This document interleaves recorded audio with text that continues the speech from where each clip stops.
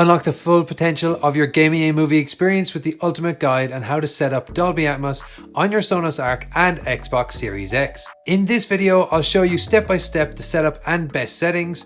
With that said, let's get into it. Hi, I'm David Loving and you're watching Loving Tech Life. On this channel, I share my love of tech and gaming with tips, tutorials and reviews based on my experiences. Welcome. To begin with, make sure you connect the Sonos Arc using a HDMI 2.1 cable and connect it to the HDMI port on your TV labeled eARC. Next, make sure that your soundbar is positioned so that ideally it has nothing above or below that is potentially blocking or interfering with the sound. If it is sitting on a cabinet like mine, move it right to the front of the cabinet so none of the sound is reflecting down off your cabinet. And if you have it mounted on the wall under your TV, you need to make sure that the bar has enough space above it so the TV doesn't block the upward firing sound. Next, we're going to adjust the settings on the Sonos Arc itself to get the most out of Dolby Atmos. The first thing you will do is go through the Sonos TruePlay setup if you haven't done this yet, or if you've had an Arc for a while and it's been a few months since you set up TruePlay, you will want to do this again as Sonos recently updated their firmware to enhance their TruePlay feature on the latest version of the firmware.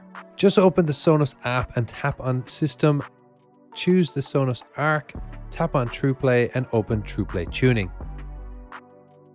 Next, you'll follow the instructions on the screen and walk around the room with your iPhone mic picking up sounds playing from the Sonos Arc to customize TruePlay for your specific room, which I've just sped up here for this video. Once that's complete, we're going to adjust some of the settings on the Arc for the best Atmos experience. I must give credit to Peter P over in his channel for these settings and the research he carried out getting them.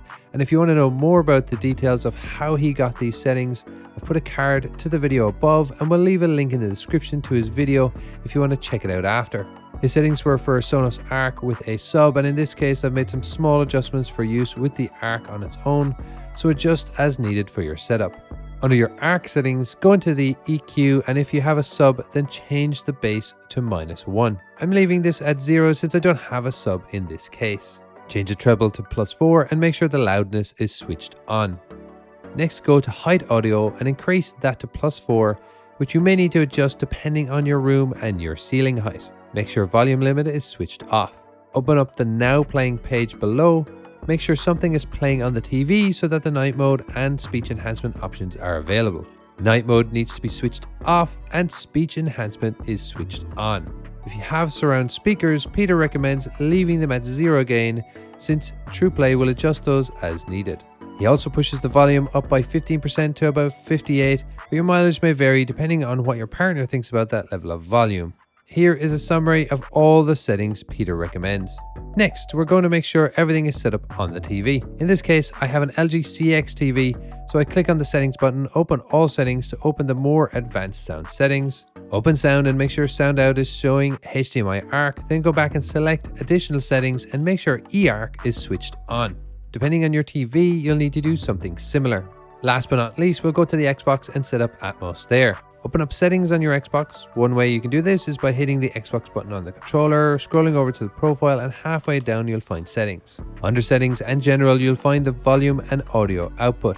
First, I recommend going to additional options and enable allow pass-through. This is mainly for streaming apps like Netflix and Prime Video and others that support Atmos. It's not for games. Enabling this feature will let the app pass the unprocessed audio straight to the Sonos Arc to process for the best audio if you use Xbox to stream your media. Now let's get Atmos set up for games. Back out to the volume and audio output menu and select audio testing and details, then select show me 3D spatial sound apps. Here you're going to select and install the Dolby Access app. Launch the app once it's installed and you'll see some intro screens explaining that this app is for setting up Dolby Atmos for headphones, soundbars, AV receivers, etc. Once you're in the main menu, scroll over to products and you will see options to set up headphones and home theater. If you want to set up Atmos for headphones, you'll need to pay about $15 for this, or some headsets that support Dolby Atmos may come with a license key. I got one included with the Rig 800 Pro Atmos headphones I have. To set it up with the Sonos Arc, however, is free, so select Dolby Atmos for home theater and select setup and it will configure Dolby Atmos for your Xbox. If you exit and go back into the home theater menu, you'll now see that it is switched on. The Dolby Atmos app also has a bunch of Dolby Atmos and Dolby Vision trailers that you can watch and test out your setup.